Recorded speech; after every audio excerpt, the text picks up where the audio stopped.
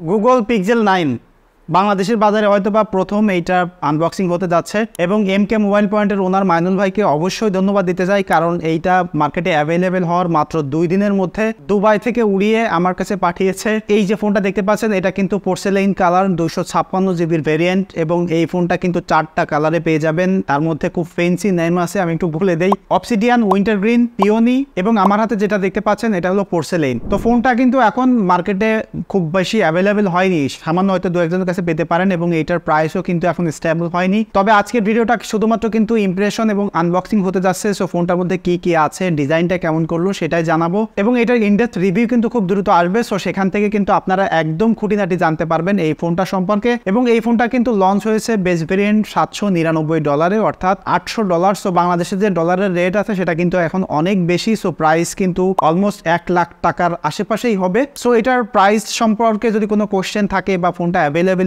নিয়ে জানতে চান, ডেফিনেটলি এমকে মোবাইল পয়েন্টে কন্ট্যাক্ট করতে পারেন। তাদের সাথে কন্ট্যাক্ট করার বিস্তারিত এই ভিডিওর ডেসক্রিপশনে আমি দিয়ে দিচ্ছি। শুধুমাত্র যে এই ফোন কিনবেন তা কিন্তু নয়, যে কোনো ব্র্যান্ড নিউ ফোন বা ফ্ল্যাগশিপ প্রিয়ন ফোন যদি কিনতে চান তাদের সাথে কন্ট্যাক্ট করতে পারেন। সো এবার আসি যে পিক্সেল 9-এ কি কি আছে বা ডিজাইনটা আসলে কেমন করলো। আমি ভেরি এক্সাইটেড ফোনটা দেখার জন্য। সো বক্সটা একটু খুলে ফেলি। বক্সটা সাইড থেকে ট্যাপ করলে এখান থেকে খুলে যাচ্ছে। দেখেন এখানে প্লাস্টিক ফ্রি একটা বক্স দেখতে পাচ্ছেন এবং এখানে ডিজাইনটাও লেআউট করা আছে। আমি যদি বক্সটা খুলে আপনাদেরকে একটু দেখাই, এই যে ওয়াও, ফোনটা এখানে দেখতে পাচ্ছেন। ফোনটা একটু সাইডে রাখি আর কি কি আছে একটু দেখাই। এখানে টাইপ সি থেকে টাইপ সি একটা কেবল পাচ্ছেন এবং একটা সিম ইজেক্টর টুল, সাথে একটু ডকুমেন্টেশন, এগুলো তো থেকেই থাকে। সো এগুলো আসলে তেমন কিছু না, সাথে চার্জার পাচ্ছেন না এবং ফ্ল্যাগশিপ ফোনগুলোতে চার্জার থাকেই না। এখন ফোনটা একটু বের করি। ওয়াও, কালারটা কিন্তু হোয়াইট কালার, বাট এটা পোর্সেলাইন কেন বলছে আই ডোন্ট নো, বাট একটু ফেন্সি নেম তারা দিয়েছে। ফোনটা হাতে ধরেই আমার কাছে যে ফিলটা হলো, ভাই এটা আইফোন 15 সিরিজের ফোন।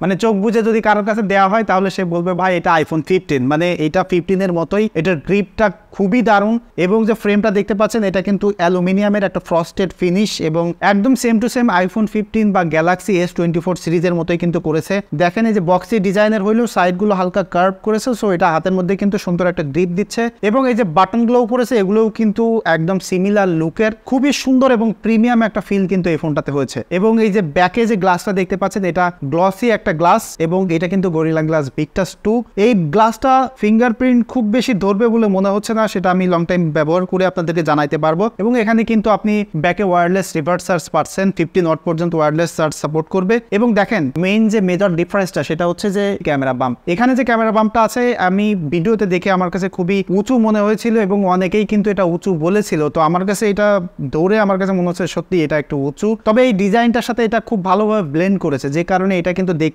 অত বেশি আসলে ডিস্ট্রাকটিভ মনে হচ্ছে না এবং টেবিলের পরে রাখলে দেখেন কোনো প্রকার ওয়াবেল হচ্ছে না। সো এটাও একটা ভালো জিনিস। এবং এখানে দেখেন দুইটা ক্যামেরা সেন্সর দেখতে পাচ্ছেন। ক্যামেরা সেন্সরে একটু পরিবর্তন এবার এসেছে। সো আগের যে মেইন সেন্সর ছিল 50 মেগাপিক্সেলের, এবারও সেটা আছে, তবে আলট্রা ওয়াইড সেন্সরটা এবার 48 মেগাপিক্সেলের সেন্সর হয়েছে এবং এখানে একটা ফ্ল্যাশ দেখতে পাচ্ছেন। সো পিছনের সাইডে কিন্তু খুব বড়সড় একটা ডিফারেন্স এখানে এসেছে এবং এটা ইউনিক একটা ডিজাইন এবং আমার কাছে মনে হয় যে এটা one of the best design গুগলের। এই ডিজাইনটা আমার মনে হয় যে আরো লং টাইম ধরে তারা ইউজ করলেও পুরাতন হবে না। এটা খুবই সুন্দর, কভার ইউজ করলে এটা আরো বেশি একটা প্রিমিয়াম লুক দিবে, কারণ তখন এই গ্যাপটা কিন্তু খানিকটা পূরণ হয়ে যাবে। একদম ডান সাইডে এখানে উপরে আপনি পাওয়ার বাটন পাচ্ছেন, নিচে ভলিউম বাটন। সো পিক্সেলের কিন্তু এরকমই ডিজাইন হয়ে থাকে এবং একদম নিচে এখানে টাইপ সি চার্জিং পোর্ট দেখতে পাচ্ছেন। এটা 27 ওয়াট পর্যন্ত ফাস্ট চার্জ করতে পারে। সাথে এখানে একটা সিম স্লট দেখতে পাচ্ছেন। এইটাতে কিন্তু একটা ফিজিক্যাল সিম ব্যবহার করতে পারবেন এবং একটা ই সিম ব্যবহার করা যায়। সো ডুয়াল সিম তো ডেফিনেটলি আছে এবং এটাতে স্টিরিও স্পিকার আছে। বাম সাইডে কিন্তু কিছু নাই, দেখেন একদম ক্লিন একটা অ্যালুমিনিয়ামের ফ্রস্টেড ফিনিশ দেখতে পাচ্ছেন এবং উপরে একটা সেকেন্ডারি নয়েজ ক্যান্সেলেশন মাইক রয়েছে।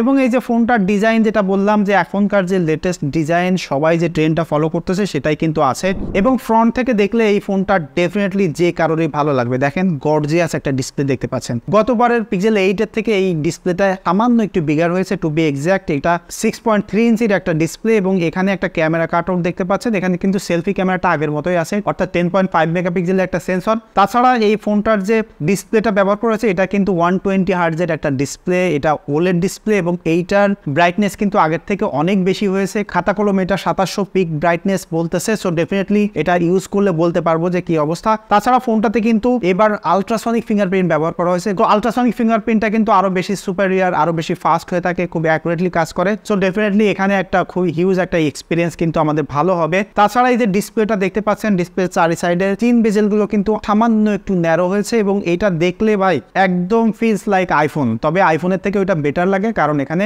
বিগার ডাইনামিক আইল্যান্ড নাই, জাস্ট একটা ক্যামেরা কাট আউট আছে।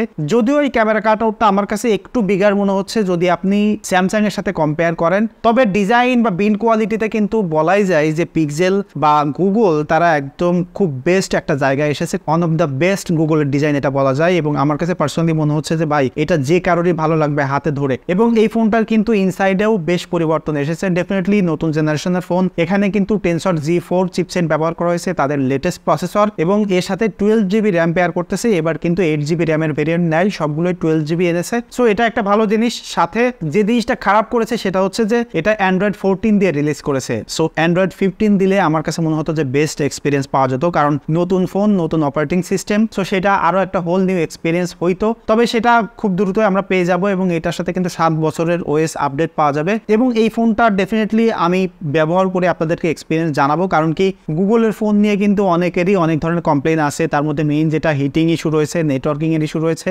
স্টেবিলিটির ইস্যু রয়েছে, সাথে ক্যামেরাতে ভিডিওগ্রাফিতে বেশ কিছু ল্যাকিং কিন্তু ছিল। এটা কতটুকু করলো আমি ডেফিনেটলি আপনাদেরকে জানাবো। আমি একটু ক্যামেরা অ্যাপসটা একটু ওপেন করে দেখি যে এখানে আসলে একটা সেলফি তুলে দেখায় আপনাদেরকে। সো প্রসেসিং করতে একটু টাইম লাগলো, বাট স্টিল যে সেলফি একদম শার্প, 1 পয়েন্টে খুব সুন্দর এজ ডিটেক্ট করেছে। সো ডেফিনেটলি সাবস্ক্রাইব করে পাশে থাকেন, খুব দ্রুত এটার রিভিউ আসতে যাচ্ছে এবং এই ফোনটার যদি আপনারা এখন পারচেস করতে চান কন্ট্যাক্ট করতে পারেন MK মোবাইল পয়েন্টে। দেখা হচ্ছে ভেরি সুন। সে পর্যন্ত সবাই সুস্থ থাকবেন, ভালো থাকবেন। ধন্যবাদ সবাইকে।